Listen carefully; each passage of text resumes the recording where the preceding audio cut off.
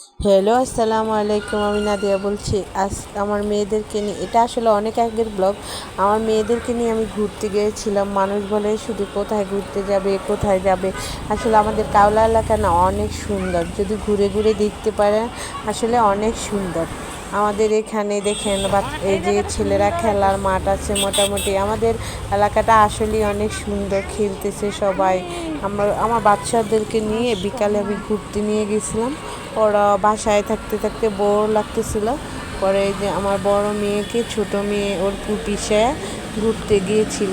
মানে বাচ্চারা সব সময় ঘরে থাকে, মনে করেন সপ্তাহে একদিন ছুটি পায়, তাও 2 দিন কোনো রকম মনে করেন বাচ্চারা চায় একটু ঘোরাঘুরি করতে। বাচ্চারা সবসময় তো ঘরে থাকতে ভালো লাগে না, বাচ্চারা চায় সবসময় ঘুরতে। আর আমার ছোটো মেয়েটা তো অনেক ঘুরতে পছন্দ করে।